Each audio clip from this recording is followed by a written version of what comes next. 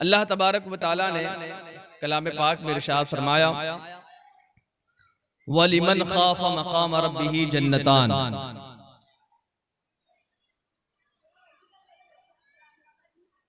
जो अल्लाह तबारक व तआला से डरता है, खौफे खुदा दिल में रखता है, रब्बे कायनात ऐसों के मुताल्लिक फरमाता है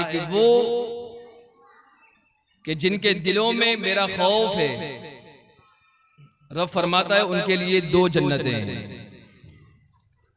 और ये वादा किसका है? रब का वादा है।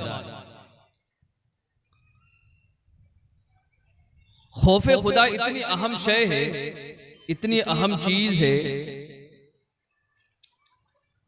कि इंसान को पस्ती से उठाकर बुलंदी के मकाम पर बिठा देती है।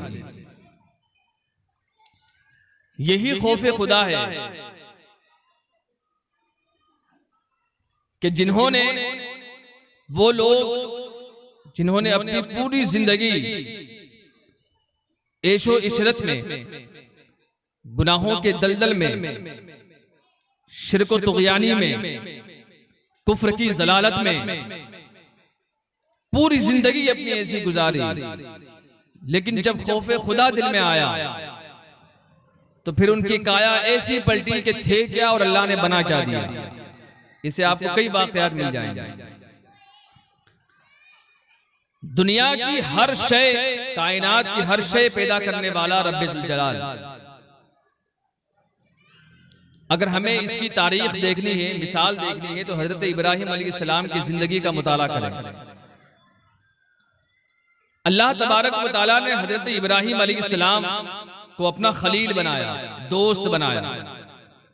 यह भी याद रखें कि अल्लाह तबारक व तआला का जो नेक और बरगुज़ीदा बंदा होता है, अल्लाह जिसे अपना महबूब बनाता है तो फिर उससे आजमाइशें भी बड़ी लेता है, छोटी मोटी आजमाइशें नहीं। आज अगर हमारे घर में अगर कोई जवान लड़का मर जाए तो माँ बाप, भाई बहन ये समझते हैं कि हाँ, ये कितना बड़ा अलमिया है जो हमारे घर में हो गया। इससे बड़ा दर्दनाक हमने मंजर नहीं देखा।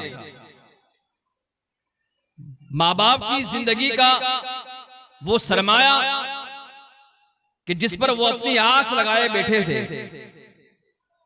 कि यही हमारा जवान बेटा है जो हमारे बुढ़ापे में काम देगा, हमारा सहारा बनेगा।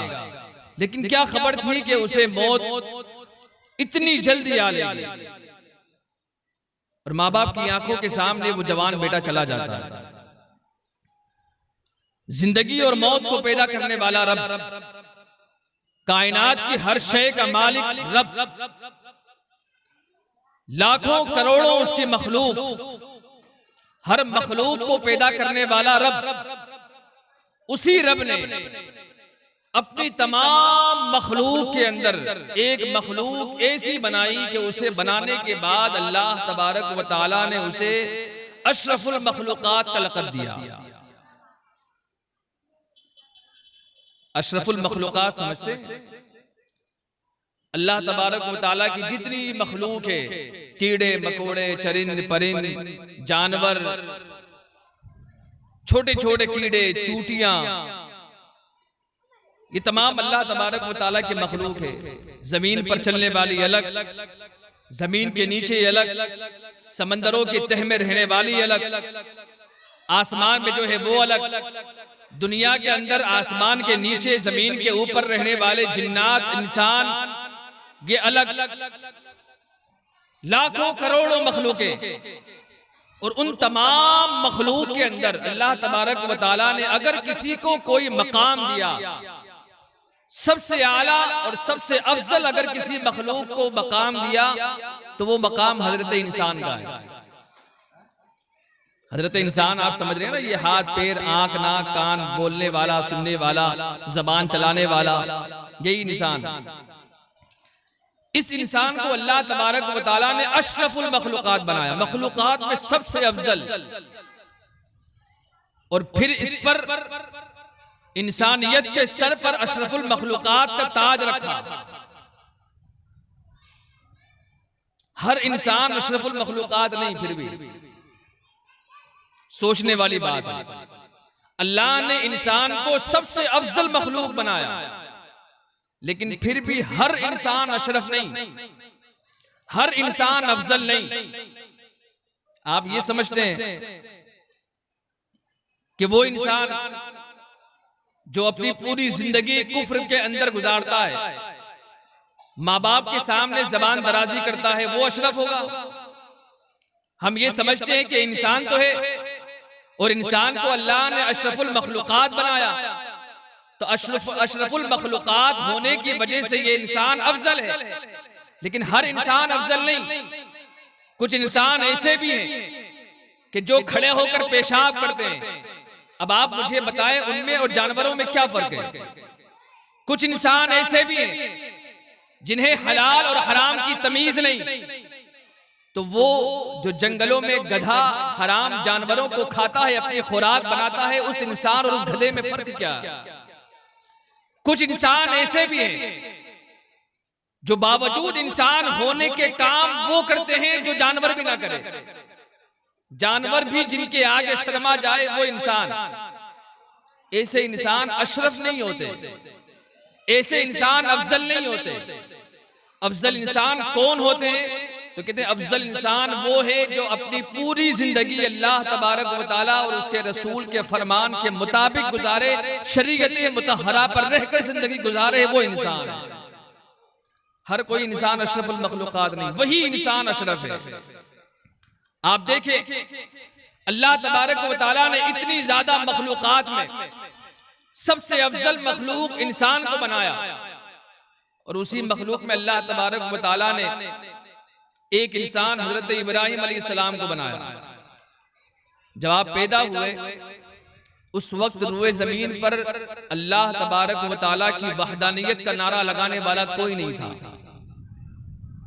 जब आप पैदा हुए, आपने आंखें खोली, रिवायतों में आता है हजरत इब्राहिम अलैहिस्सलाम जितना बच्चा 1 साल में बढ़ता है, हजरत इब्राहिम अलैहिस्सलाम 1 महीने में इतना बढ़ जाते हैं। इतनी तेजी से आप बढ़ रहे थे, क्योंकि अल्लाह तबारक व तआला की हिकमत और रब की ये मंशा थी कि इब्राहिम जिसे मैं अपना खलील बनाऊंगा। लोग उसकी मिसालें देंगे। आज 5000 साल गुजर गए हजरत इब्राहिम अलैहिस्सलाम, लेकिन 5000 साल गुजरने के बाद भी आज हजरत इब्राहिम अलैहिस्सलाम का नाम लिया जा रहा है, आपके नाम के गुण गाए जा रहे हैं। आज हर मुसलमान, बल्कि कयामत तक हर मुसलमान आपकी निशानियों पर अमल करता हुआ नजर आएगा। खाने काबा क्या है, सफा और मरवा की दौड़ क्या है, मकाम इब्राहिम क्या है, ये तमाम वो निशानियां जो अल्लाह तबारक व तआला के बरगुज़ीदा बंदे नबी हजरत इब्राहिम खलीलुल्लाह अलैहिस्सलातु वस्सलाम की निशानियां ही तो है। अल्लाह ने हजरत इब्राहिम अलैहिस्सलाम को मबऊस फरमाया, भेजा। जब आप दुनिया में तशरीफ लाए, कोई अल्लाह का नाम लेने वाला नहीं था। आपकी वालिदा माजिदा जो थी, आपको पहाड़ के एक गार में लेकर गई, वहां आपकी पैदाइश हुई, उस गार के अंदर। और जब दिन ब दिन आप बढ़ते गए, और रिवायतों में आता है एक रिवायत में 7 साल और एक रिवायत में 13 साल, आप जब बाहर निकले तो आपने देखा लोग बुतों की पूजा कर रहे हैं। लोगों ने अपने माबूद बातिलों को बनाया है। कोई पत्थर का पुजारी है, कोई सूरज का पुजारी है, कोई चांद का है, कोई झाड़ का है, कोई पानी का है, कोई हवा का है, कोई आग का है। तरह तरह के आपने ऐसे लोग देखे जो तरह तरह चीजों की इबादतें करते थे।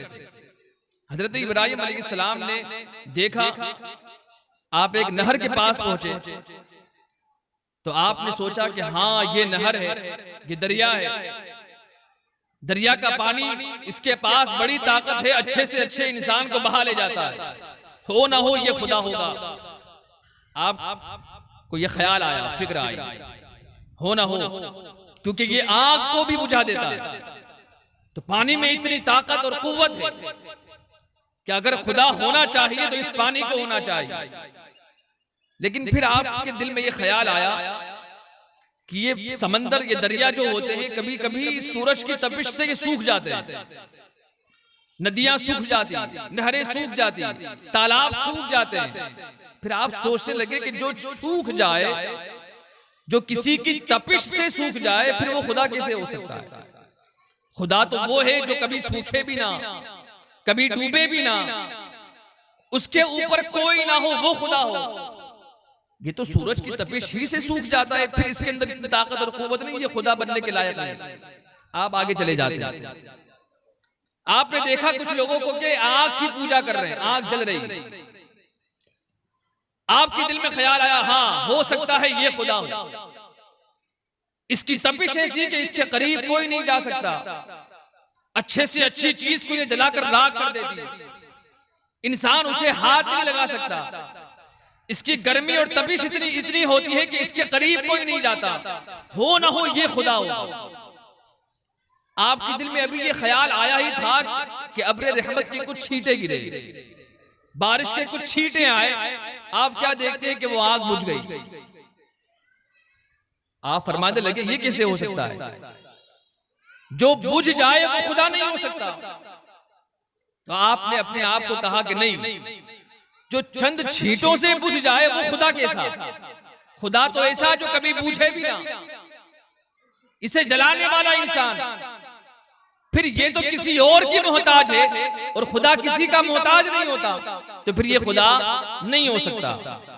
आप और आगे चले, लोगों को देखा कुछ लोग सूरज की इबादत कर रहे हैं, तो आपने सोचा हाँ पूरी दुनिया को ये चांदनी, ये रोशनी देता है, इसकी वजह से खेत खलियान है, झाड़ों को, दरख्तों को, खेतों को जब इसकी रोशनी मिलती है तो वो बढ़ते हैं, और इसकी तपिश के अंदर इतनी हरारत होती है, इसकी तपिश इतनी ज्यादा होती है कि इंसान उससे आंख नहीं मिला सकता। गोया ये ताकतवर है, इसके पास ताकत है और कुव्वत है, ये खुदा होना चाहिए।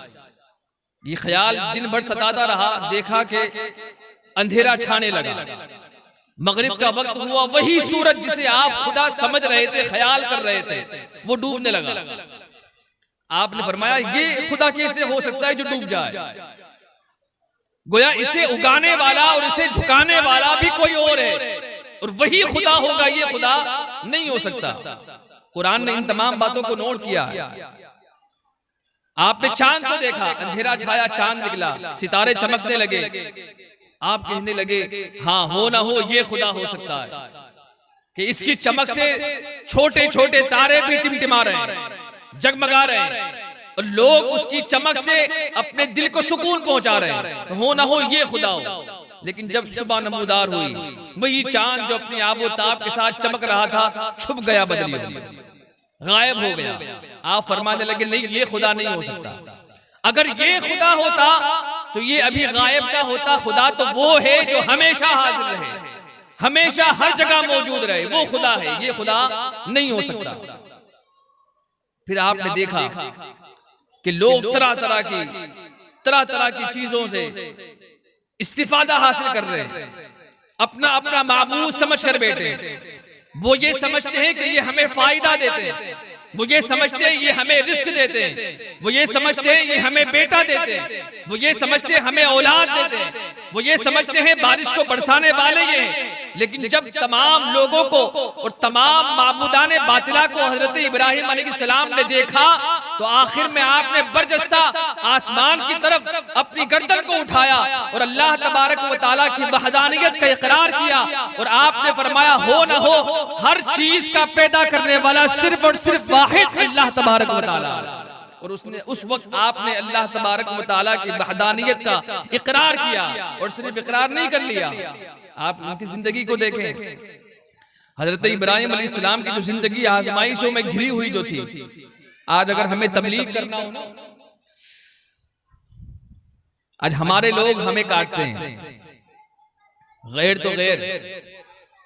हम में से ऐसे यहाँ मजमे में ऐसे कितने बैठे होंगे जो कभी कभी सोचते होंगे कि मैं जॉब पर जा रहा हूं तो अपने कपड़े बदल लूं, वो लिबास ना पहनूं जो इस्लामी लिबास है, सर पे टोपी ना लगाऊं, दाढ़ी ना रखूं, कपड़े ऐसे नहीं होना चाहिए। चलिए ठीक है, जॉब तक बात समझ में आती है। माहौल तो आज ऐसा इतना खराब हो चुका है कि कभी कभी सफर करने वाला कहीं दूर दराज का सफर करने का इरादा करता हो तो रास्ते में हमेशा वो अपने आप को महफूज नहीं समझता, और अगर किसी की दाढ़ी है, कुर्ता पायजामा है, सर पर टोपी है या अमामा है, तो वो बार बार लोगों के चेहरे को देखेगा, कोई मुझे देखता तो नहीं, कहीं मुझे कोई तकलीफ तो ना पहुंचा दे। एक दिल में एक कसक रहती है, एक टेंशन, एक डिप्रेशन में आदमी अपना सफर करता है। आज का माहौल ऐसा है। कभी हमने सोचा कि आखिर ऐसा क्यों है?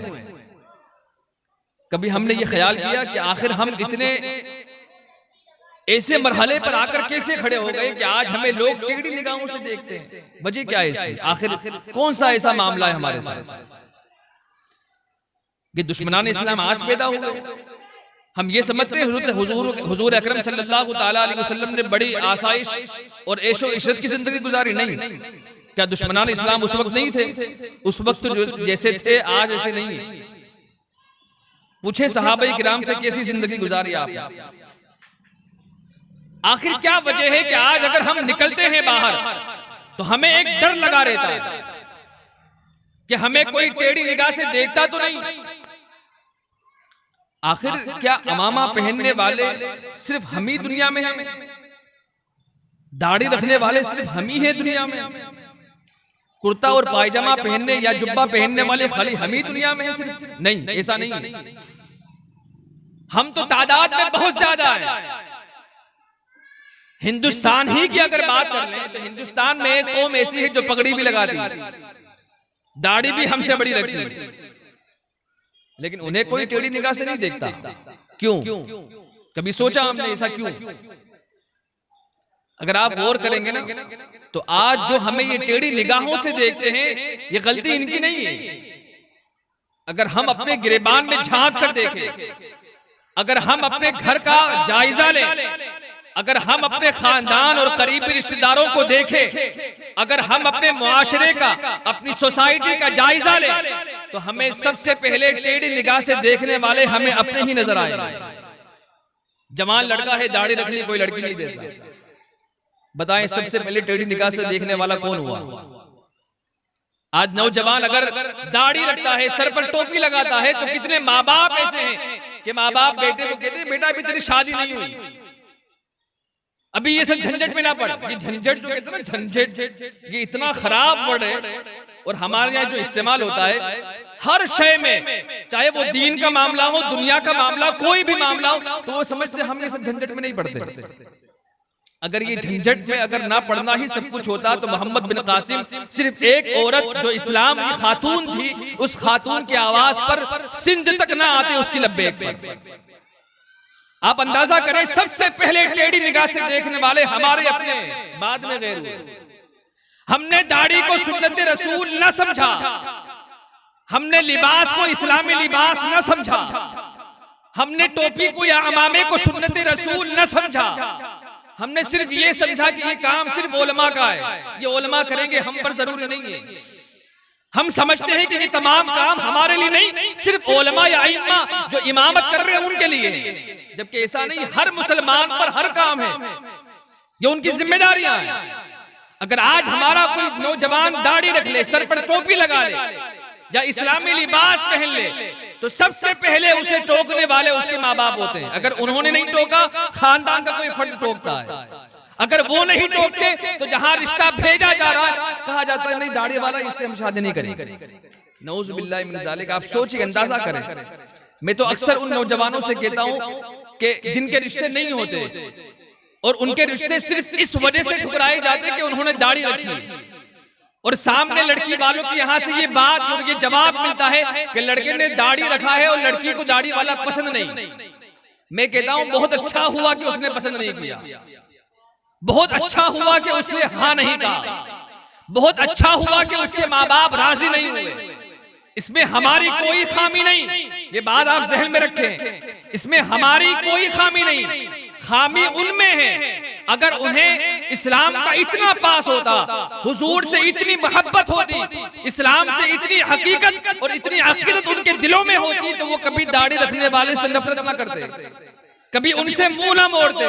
वो ये समझते हैं कि ये दाढ़ी रखने वाला हमारे काबिल नहीं, हमारी बच्ची के काबिल नहीं, लेकिन दर हकीकत वो लड़की इस मुसलमान नौजवान के काबिल नहीं होती। मुसलमानों, इससे खौफ या इससे कोई हमारे दिल में कोई खड़क पैदा नहीं करना चाहिए।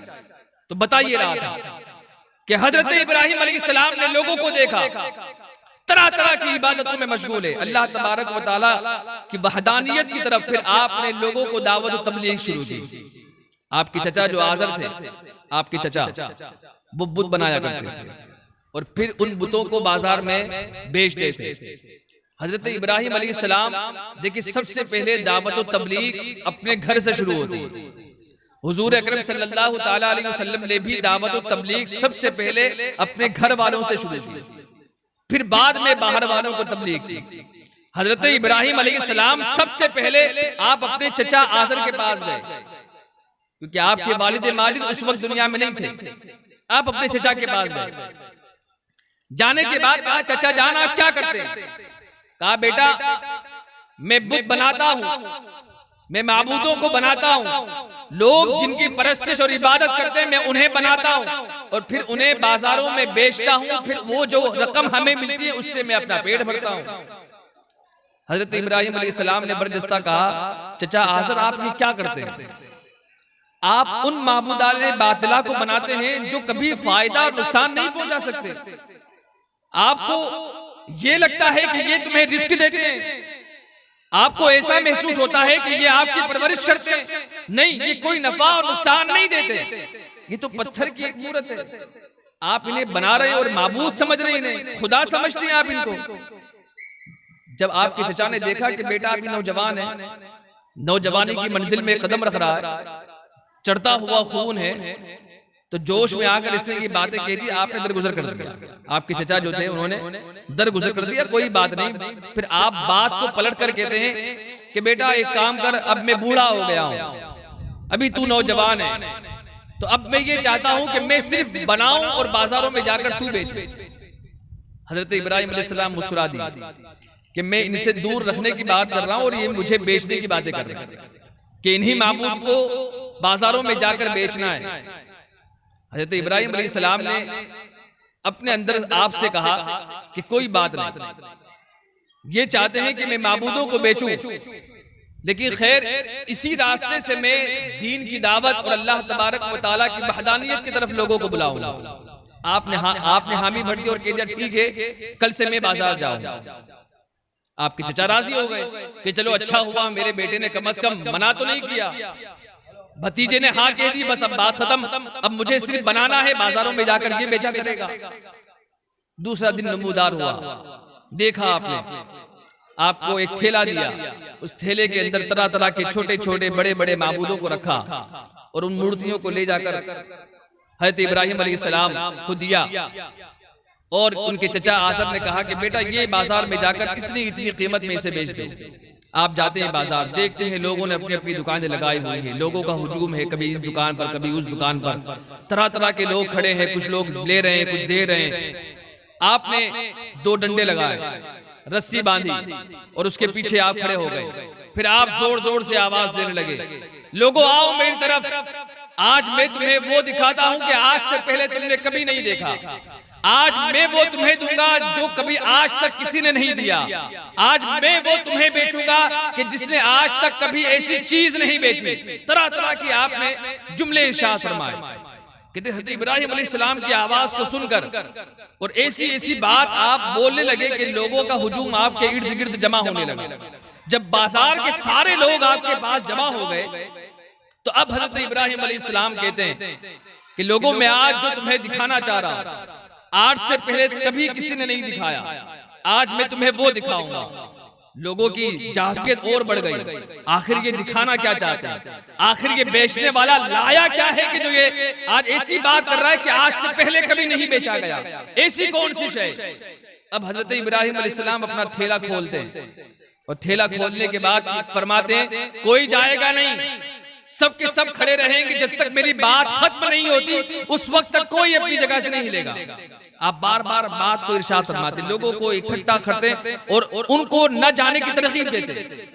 ऐसी ऐसी बातें कहते। आपने सबसे पहले एक मूर्ति निकाली, छोटा सा था, आप निकाल कर कहते हैं क्या तुम्हें पता है ये कौन है? लोगों ने कहा हाँ, ये हमें बेटा देता है, बेटी देता है, ये वो माबूद है, हम इसकी इबादत करते हैं। आप फरमाते हैं क्या तुम इसे खरीदना चाहते हो? लोगों ने कहा हाँ बिल्कुल खरीदेंगे। आप फरमाते हैं कि अगर तुम इसे खरीदोगे तो मैं खुश नहीं होऊंगा। जबकि बेचने वाला कोई चीज बेचता है तो खुश होता है ना भाई, उसका सामान निकल गया, सामने से पैसे मिल गए। हजरत इब्राहिम अलैहिस्सलाम कहते अगर तुम इसे खरीदोगे मैं खुश नहीं हूं, और अगर नहीं खरीदोगे तो मैं बहुत खुश हूं। अब लोग हंसी मजाक करने लगे कि ये कौन सा व्यापारी, नया व्यापारी बाजार में आया है और नई नई बातें कर रहा है कि खरीदेंगे तो इसे खुशी नहीं होगी और नहीं खरीदेंगे तो इसे खुशी होगी। अजीब मामला है। आप फरमाते हाँ हंसो ना, जो तुम देख रहे हो और जो तुम समझ रहे हो उससे अलग बात कर रहा हूं। तुम ये समझते हो ये तुम्हें औलाद देता है, तुम ये समझते हो ये तुम्हें बेटा देगा। दूसरा माबूद निकाला, तुम ये समझते हो ये तुम्हें बेटी देगा। क्या ऐसा हो सकता है कि अगर मैं तुम्हें ये माबूद दूं जो तुम्हें बेटा देगा, जब तुम इसे खरीद कर अपने घर ले जाओ, इसकी इबादत करो, इसके सामने जो चढ़ाना है वो चढ़ा दो, और फिर तुम्हारे घर बेटी पैदा हो जाए, बेटा पैदा ना हो, तो तुम क्या करोगे? और मैं कसम खाकर कहता हूं, हज़रत इब्राहिम अलैहिस्सलाम कहते हैं मैं कसम खाकर कहता हूं कि जिस चीज को तुम बेटा देने का दावा कर रहे हो कि ये माबूद हमें बेटा देगा, जो शख्स इसे खरीदेगा वो उसे बेटा नहीं देगा बल्कि बेटी देगा, जबकि देने वाली वो शय नहीं है। आप लोगों को इस्लाम की तरफ, हक्कानियत की तरफ, वहदानियत की तरफ बुलाने के लिए आपने इसी बात इरशाद फरमाया। अगर ऐसा ना हुआ तो आप क्या करोगे? ऐसे माबूद को आप पूछते हो जो तुम समझते हो कि ये बेटा देगा लेकिन हकीकत में बेटा ना देगा वो। क्या तुम ऐसे माबूदों को तुम खरीदोगे मुझसे? अब लोग कहने लगे नहीं, हम ऐसे माबूद को नहीं खरीदेंगे। फिर आपने दूसरा निकाला, कहा ये क्या है? कहा ये हमें रिस्क देता है। कहा जिसको बनाने वाले हम, जिसको संवारने वाले हम, जिसकी आंख नाक कान को बनाने वाले हम, ऐसी शय को हम बनाए और तुम समझो कि ये तुम्हें रिस्क देगा। अरे तुम्हें एक दाना तक नहीं दे सकता, ये तुम्हें रिस्क देगा। इसे रिस्क हम दे रहे हैं, बल्कि ये तो हमें भी रिस्क नहीं देता। हम जब तक इसे बेचे ना हमारे पास पैसे ना आए, तो अगर ये बिके ना तो क्या समझते हो कि क्या इसे पास पे रखने से पैसा आ जाता है? रिस्क देने वाला होता है? नहीं होता। आप मुझे बताओ क्या ये हमें रिस्क देगा? अब लोग कहते नहीं। तो क्या ऐसे को तुम खरीदोगे? अब सब कहते नहीं। अब ऐसी ऐसी बातें आप कहते हैं लोगों को। अब लोग हर बात पे फिर कहते नहीं हम नहीं खरीदेंगे। आप वापस थैला उठाते और अपने घर की तरफ चले जाते। आज इस बाजार में, कल उस बाजार में, फला उस बाजार में, जितने बाजार इर्द गिर्द मौजूद थे हर बाजार में हज़रत इब्राहिम अलैहिस्सलाम जाते और जाकर इसी तरीके से आप व्यापार करते। एक भी माबूद ना बिका, एक भी मूर्ति ना बिकी। चंद रोज जब गुजर गए तो आपके चचा आजर जो थे उन्होंने देखा कि क्या मामला है, माजरा क्या है, समझ में नहीं आता। इब्राहिम रोजाना जाता है थैला लेकर, लेकिन आज तक एक भी नहीं बिका, आखिर माजरा क्या है? अब हजरत इब्राहिम अलैहिस्सलाम से आपके चचा पूछते कि बेटा तुम किस तरीके से बेचते हो, आज तक एक भी नहीं बिका, ये कौन सा व्यापार है, ये कौन सा नया तरीका और नया तर्ज है? आप कहते हैं कि चचा आप मुझे बताएं कि इसको बनाते कौन है? कहा हम बनाते हैं। कहा इसकी नाक को किसने बनाया? कहा मैंने बनाया। कहा इसकी आंखों को किसने बनाया? कहा मैंने बनाया। इसके कान, हाथ, पैर, पेट किसने बनाए? कहा मैंने बनाया। कहा जिसको तुम बनाते हो, जिसको तुम संवारते हो, जिसको तुम सजाते हो, क्या वो खुदा हो सकता है? आपने बार बार इस बात को दोहराया, बार बार दोहराया। जब बार बार दोहराया तो चचा जो इनके हाजिर थे वो ईमान फिर भी न लाए, फिर भी वो ईमान नहीं लाए। फिर आपने उनसे झगड़ा किया, अगर तुम्हें बेचना है तो इस तरीके से बेचना है, वरना तुम घर से बाहर। हजरत इब्राहिम अलैहिस्सलाम फरमाते हैं कि मुझे इस तरीके की जिंदगी बर्बाद है, पोसाता है मुझे।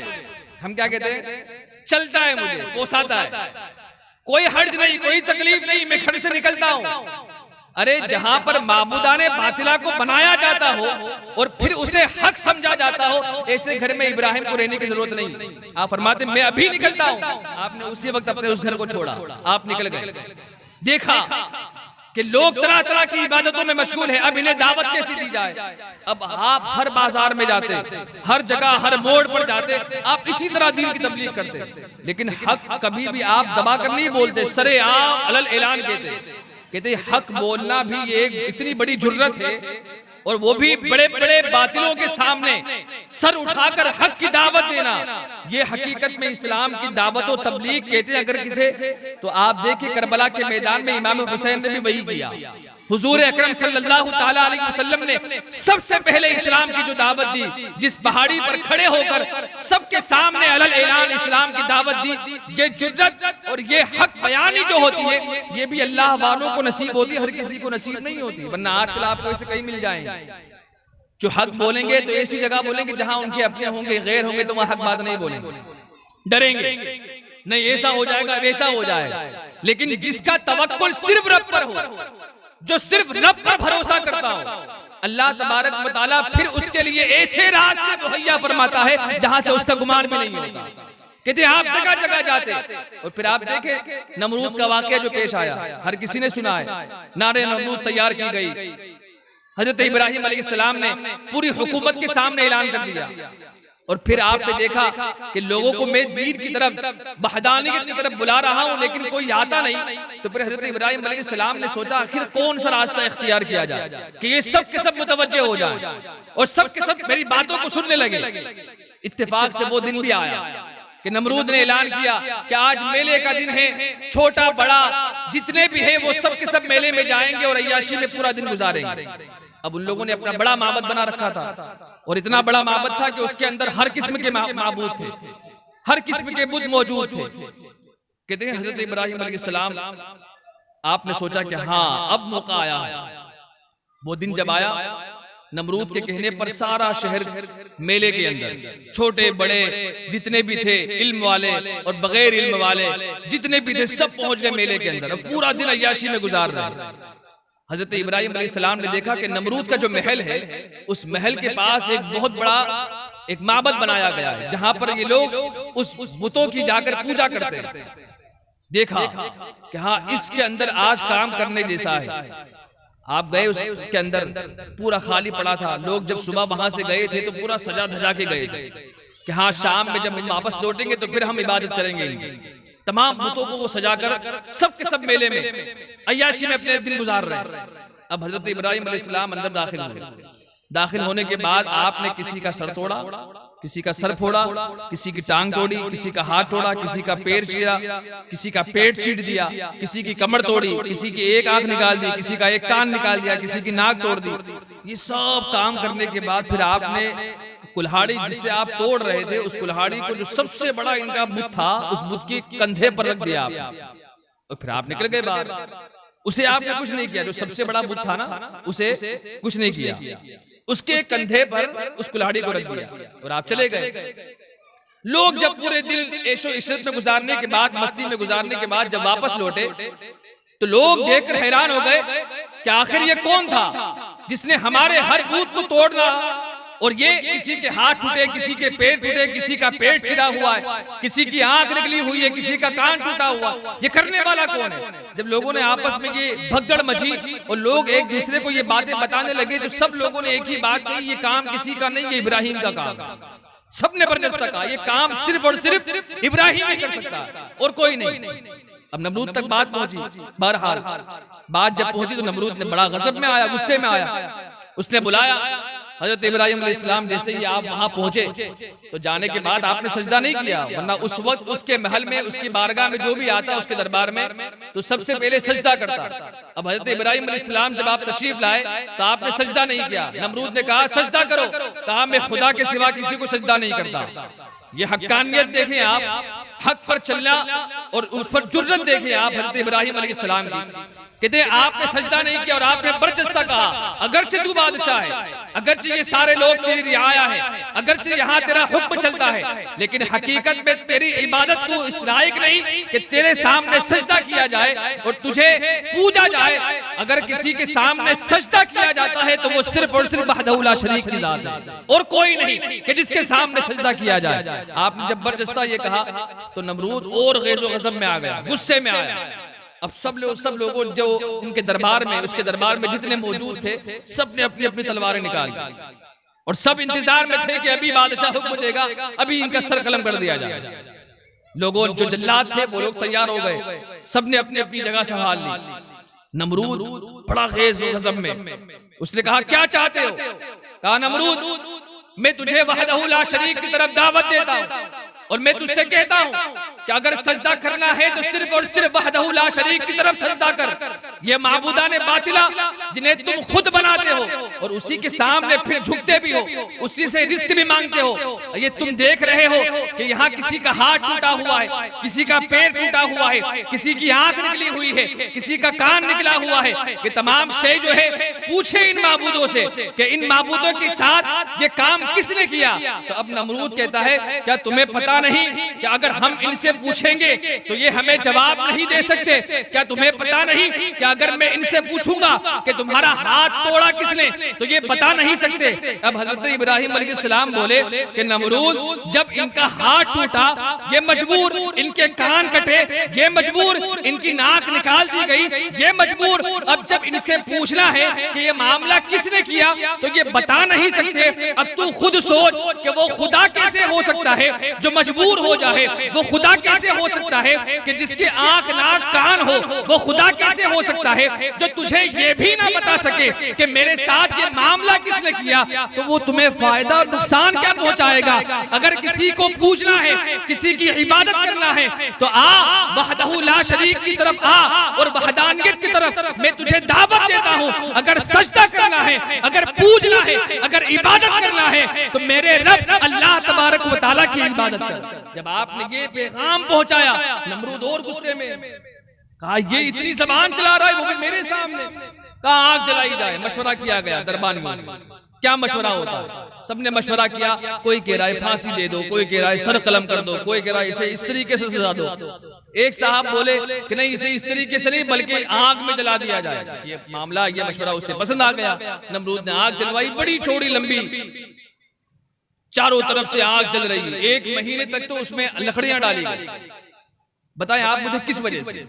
सिर्फ इस वजह से कि उन्होंने अलल ऐलान और बबांगे दोहल आपने ये ऐलान किया था कि वहदहू ला शरीक की इबादत करें। यही ऐलान था ना, और कोई तो ऐलान नहीं था आपका, सिर्फ यही बात थी। इतनी लंबी चौड़ी आग जलाई गई, 1 महीने तक उसमें लकड़ियां डाली गई। रिवायतों में आता है वो आग इतनी बुलंद हुई कि उसके शोले आसमानों से बातें करते।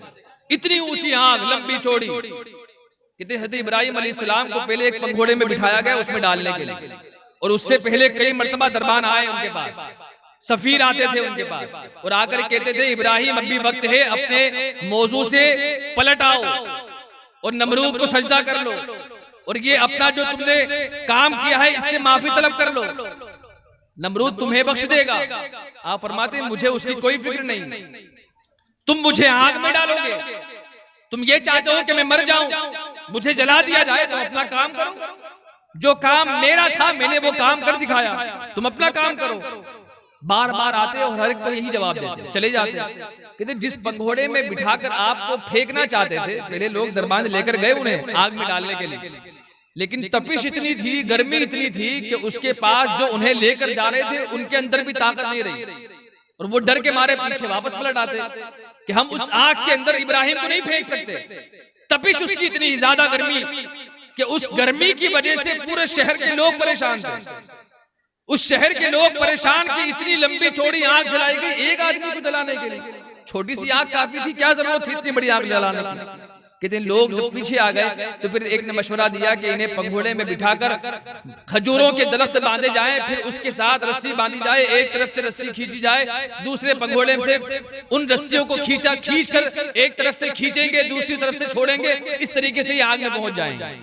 कहते जिस पंघोड़े में आपको बिठाया गया तो अब रस्सी जब खींची जाती तो हजरत इब्राहिम अलैहिस्सलाम जिस पंघोड़े में थे और वो पंघोड़ा जिस जमीन के हिस्से पर था, उस जमीन के हिस्से ने हजरत इब्राहिम अलैहिस्सलाम के पंघोड़े को छोड़ा ही नहीं।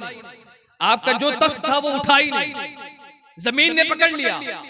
लोग परेशान कि हम इतनी रस्सियां खींच रहे हैं, आखिर मामला क्या है कि इब्राहिम अलैहिस्सलाम का ये तख्त उठता नहीं, ये पंघोड़ा उठता क्यों नहीं? लोग परेशान। फिर वापस उसे तोड़ा गया, फिर बनाया गया कि शायद उसमें कोई खामी रह गई, फिर से नया बनाते हैं, फिर से नया बनाया गया, फिर उनको पंघोड़े में बिठाया गया, फिर जब रस्सी खींची गई तो रस्सी तो खींच रही है लेकिन तख्त उठता ही नहीं। लोग परेशान।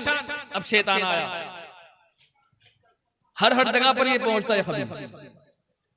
और वही हाल आजकल के देवबंदियों का भी, जहां देखेंगे कि हाँ यहाँ सुन्नी हमारे हजरत वहां पहुंच जाएंगे, हाँ ये भोले भाले मुसलमान है वहां पहुंच जाएंगे।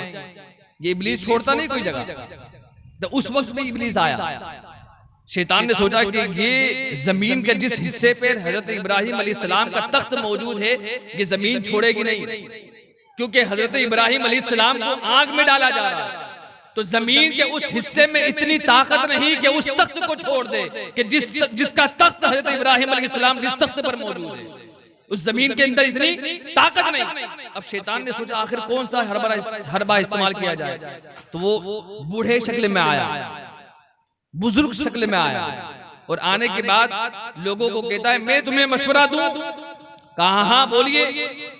कहा ये जिस जमीन पर इनका तख्त रखा हुआ है, ये हजरत इब्राहिम जो है, ये इब्राहिम बहुत बड़े जादूगर है, नऊजुबिल्लाह।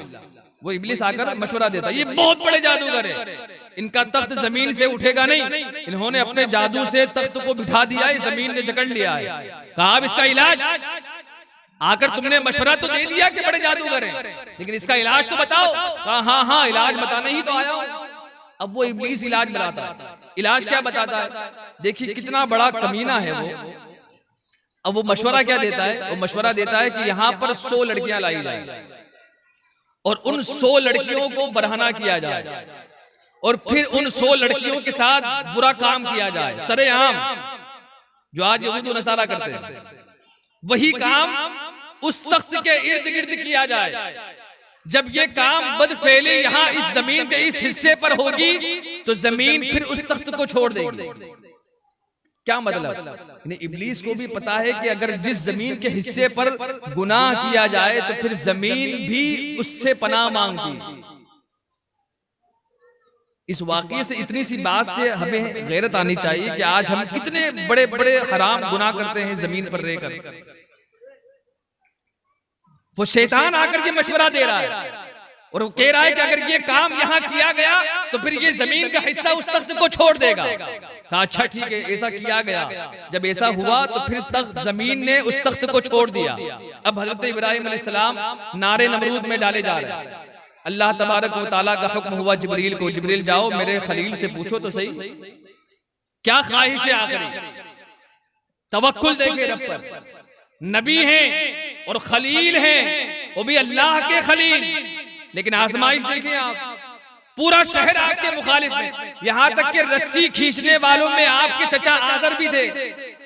वो आजर जो आपके चचा थे, जब आपने अपने चचा को देखा कि मेरा चचा मुझे आग में डालने के लिए रस्सी खींच रहा है, तो अब अल्लाह तबारक व तआला की तरफ आपने अपना चेहरा किया, आसमान की तरफ उठाया और कहा मौला क्या ये भी दिन देखने बाकी थे कि मेरा ही चाहने वाला, मेरे ही घर का बड़ा आज मुझे आग में डालने के लिए मेरे मुखालिफ खड़ा है।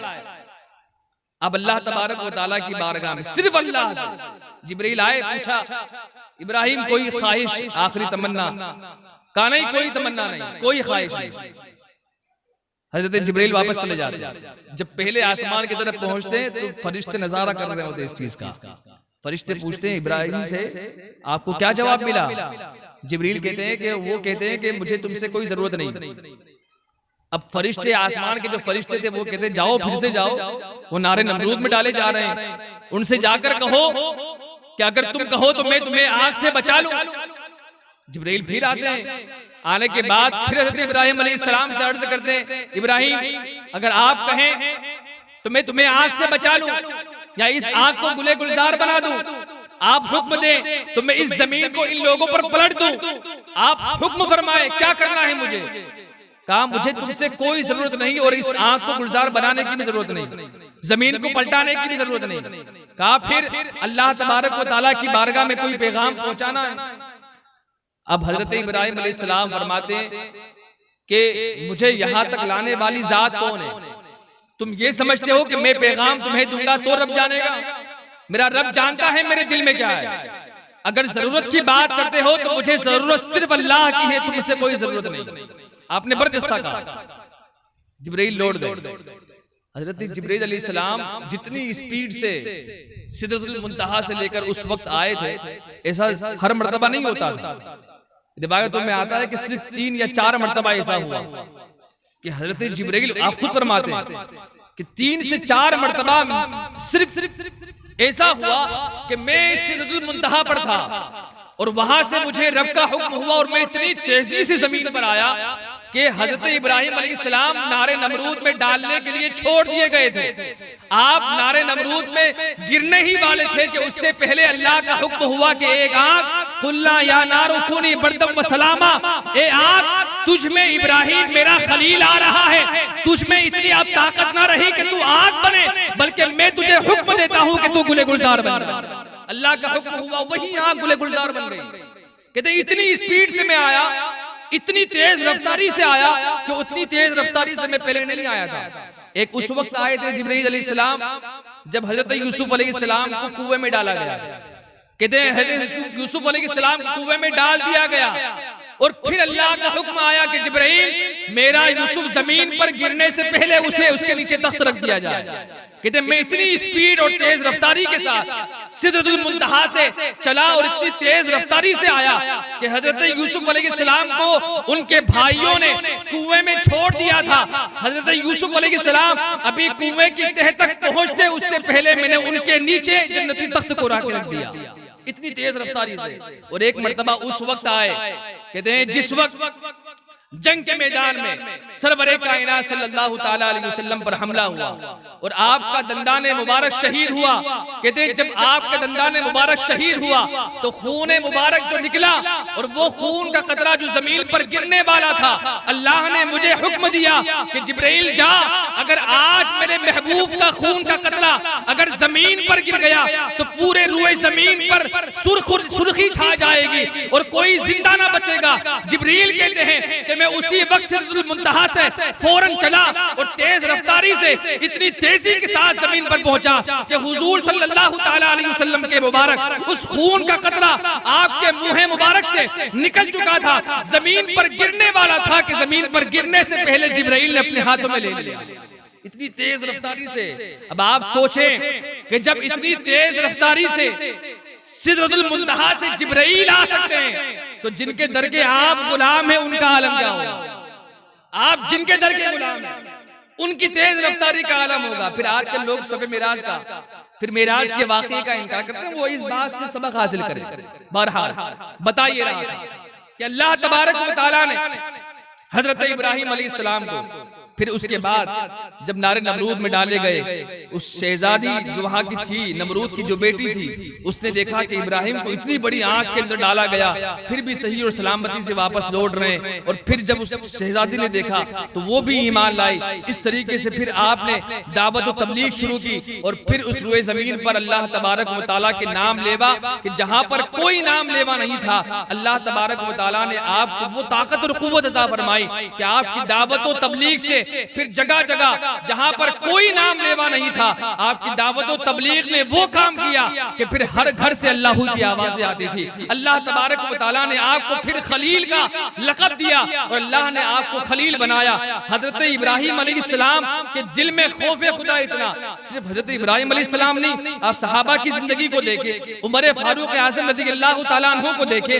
रिवायतों में आता है कि उमर फारूक आज़म अल्लाह तबारक व तआला के खौफ में इतना रोते कि आपके रुखसारों पर आंसुओं के निशानात बन गए थे और आप हमेशा रोते रहते और कभी तिनका हाथ में उठाते और हाथ में तिनका उठा कर कहते, मौला काश के मैं ये तिनका होता तो मुझसे बास पुरुष ना होती, मुझसे पूछा नहीं जाता, मैं इंसान बना दिया गया। हाय मुझे कल बरोज़े क़यामत रब के सामने खड़ा होना है, मैं जहां हुकूमत कर रहा हूं मुझे डर है कि जिस दरियाए दजला के किनारे अगर कोई बकरी भूखी मर गई तो कल बरोज़े क़यामत रब मुझसे पूछेगा उमर हुकूमत तेरी थी, तुझे अमीरुल मोमिनीन बनाया गया था, मैं कल बरोज़े क़यामत अल्लाह के सामने जवाब क्या दूंगा।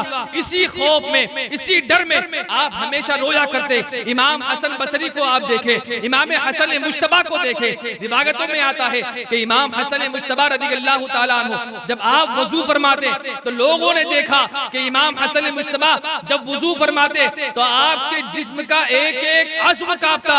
लोगों ने पूछा हुजूर क्या मामला है, आप जब भी वजू करते हैं तो आपके जिस्म का एक एक अज़्व, एक एक हिस्सा कांपने लगता है। कहा लोगों तुम इतने बेहोश हो चुके हो, इतने बेहिस हो चुके हो, इतने गाफिल हो चुके हो, क्या तुम्हें पता नहीं कि तुम वजू करके रब की बारगाह में हाजिर हो रहे हो, और जिसकी बारगाह में जा रहे हो तुम्हें डर नहीं लगता, तुम्हें खौफ नहीं आता। अगर दिल में खौफ पैदा हो जाए, अगर बंदा पस्ती में है तो उस खौफ की वजह से अल्लाह तबारक व तआला उसे बुलंद मकाम अता फरमाता है। सिर्फ इतना ही नहीं, कल बरोज़े क़यामत ऐसे शख्स भी आएंगे, ऐसे लोग भी आएंगे, एक शख्स का हिसाब व किताब होगा, गुनाहों का पलड़ा भारी हो चुका होगा, जन्नत में जाने का कोई रास्ता नहीं होगा, जहन्नम में जाने का हुक्म दे दिया जाएगा। उसकी आंख का एक पलक वो जवाब देगा, अल्लाह तबारक व तआला की बारगाह में अर्ज़ गुज़ार होगा, मौला मैंने तेरे महबूब से सुना था कि जो खौफे खुदा में कभी रोता है अल्लाह तबारक व तआला उस पे जहन्नम की आग हराम फरमा देता है। जब उसकी आंख का एक पलक जब रब की बारगाह में ये इल्तिजा करेगा और ये बात कहेगा, अल्लाह तबारक व तआला इरशाद फरमाएगा, ए जिब्राइल निदा कर दो इस बंदे खुदा को कि जिसकी आंख की एक पलक जो खौफे खुदा में रोई है, अश्कबार हुई है, अल्लाह तबारक व तआला ने उसे जहन्नम से आजाद फरमा कर जन्नत का परवाना अता फरमा दिया। आप अंदाजा लगाए खौफे खुदा में सिर्फ रोने का अज्र ये होता है। इमाम गजाली फरमाते हैं, एक शख्स बड़ा मालदार था, ताजिर था बहुत बड़ा, उसके पास एक औरत आई और आने के बाद उसने कहा कि मुझे कुछ रुपया दे दो, कुछ माल दे दो या कुछ खाने को दे दो, मेरे बच्चे बिलक रहे हैं, खाने के लिए कुछ नहीं मेरे पास, थोड़ा सा साजो सामान मिल जाए या खाने को मिल जाए या पैसे मिल जाए। उस ताजिर ने जब उस औरत को देखा तो उसकी नीयत खराब हुई, उसने कहा कि मैं तुम्हें दूंगा लेकिन तुम्हें मेरे साथ रहना होगा, इतना वक्त गुजारना होगा। वो औरत पलट गई, कहा नहीं मुझसे ये नहीं होगा, वो चली गई। इमाम गजाली फरमाते हैं वो औरत फिर आई, जब देखा कि बच्चे बिलक रहे हैं और कोई देने वाला नहीं, फिर वो उस ताजिर के पास गई, कहा मुझे थोड़े से अगर पैसे मिल जाए या कुछ खाने को मिल जाए, मैं अपने बच्चों को खिला दूं, बदले में तुम जो चाहो जितना काम चाहो ले लो मुझसे, लेकिन मेरी ये ख्वाहिश पूरी कर दो। वो ताजिर फिर कहता है कि नहीं, मैं उसी वक्त दूंगा जब तुम मेरी ख्वाहिश को पूरी करोगे। अब वो औरत मजबूरन हाँ कह देती, कहती ठीक है मुझे ये तुम्हारी शर्त मंजूर है कि जब रात का वक्त होता है तो वो औरत उसके घर पहुंचती है। घर पहुंचने के बाद जैसे ही वो ताजिर उसके पास करीब आता है तो वो औरत कांपने लगती है, उसका जिस्म पूरा कांपने लगता है। वो ताजिर पूछता है आखिर क्या बात है, तुम्हारा जिस्म कांप क्यों रहा और तुम्हारी आंखों से अश्क क्यों जारी? वो औरत बर्जस्ता कहती है मुझे खुदा का डर है, मुझे खुदा का खौफ आ रहा है। तुम सोचो अगर कल बरोज़े क़यामत रब का सामना हुआ तो रब के सामने कैसे खड़े होंगे। जब वो ताजिर ने ये बात सुनी उसके दिल पे लगी, उसने कहा कि तुम मजबूर होकर इतना रब से खौफ करती है तो अल्लाह ने तो मुझे बड़ा माल दिया है, मैं बहुत बड़ा ताजिर हूँ, अल्लाह ने मुझे इतने साजो सामान से नवाजा, इतनी बड़ी मेरी दौलत है। जब तू मजबूर होकर रब से डर रही है तो मुझे तो और ज्यादा डरना चाहिए। अब उसने पूरा माल भी दिया, साजो सामान भी दिया, पैसे भी दिए, सब कुछ दिया और सब कुछ देने के बाद उससे माफी तलब की और माफी तलब करने के बाद फिर उसे इज्जत के साथ उसे घर से रवाना कर दिया।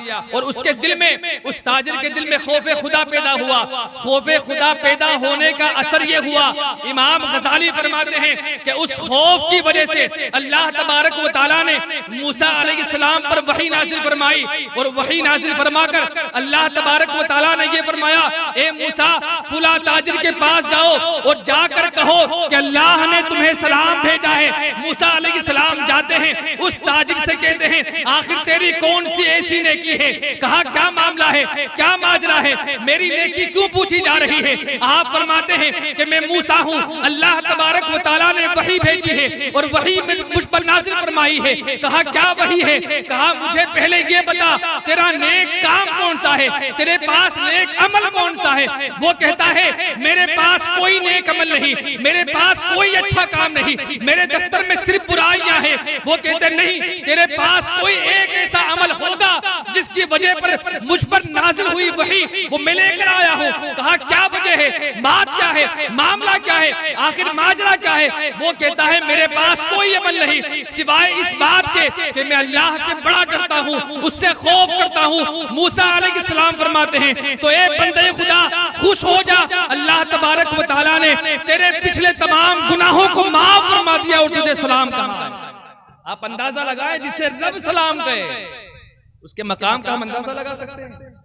आज अगर हमें हमारे पीर साहब हमें सलाम कर दे तो हमारी खुशी की इंतहा नहीं रहती है।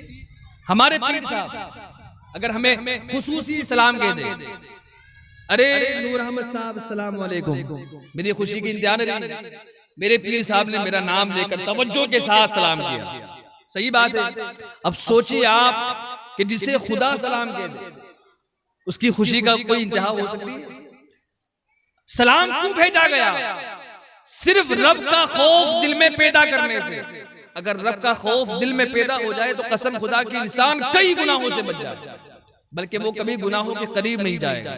खौफ खुदा अगर दिल में कभी पैर नहीं फेंकेंगे, खौफ खुदा अगर दिल में आंखों से अश्क जारी होंगे और ये अश्क ये आंसू जो जारी होंगे कल बरोज़े क़यामत जहन्नम की आंख को बुझाने की ताकत रखेंगे। यही आंख और इसी आंख के आंसू जो खौफ खुदा में हो। तो मुसलमानों हम पर जरूरी है कि हम अपने दिलों में खौफ खुदा को पैदा करें। आज हमारे जो मामलात हम किसी पर डिपेंड ना करें, हम ये ना सोचे हम ये करेंगे तो ये हो जाएगा, ये करेंगे तो ये हो जाएगा। आप तवक्कुल अल्लाह रखें, रब पर कामिल भरोसा रखें, ईमान को मजबूत रखें और रब के साथ जब हमारा मामला और हमारी जो उम्मीदें और हमारी नीयतें जैसी वाबस्ता होगी अल्लाह तबारक व तआला वैसे ही उस बंदे को अता फरमाएगा। अल्लाह तबारक व तआला से दुआ है अल्लाह तबारक व तआला हम सब के दिलों में अपना खौफ पैदा फरमाए, उससे डरने की हम सबको तौफीक रफीक अता फरमाए। अल्लाह तबारक व तआला हम सबको वो आंखें अता फरमाए जो आंखें उसके खौफ से उसकी याद में रोएं, हमें ऐसी आंखें अता फरमाए। अल्लाह तबारक व तआला हम सब के सीनों को यादगार मदीना और हमारे दिलों को मौला तेरे खौफ का गंजीना बनाए। अल्लाह तबारक व तआला हम सबको दारैन की सआदत नसीब फरमाए। व आखिरु दावाना अल्हम्दुलिल्लाहि रब्बिल आलमीन। खड़े होकर सलातो सलाम।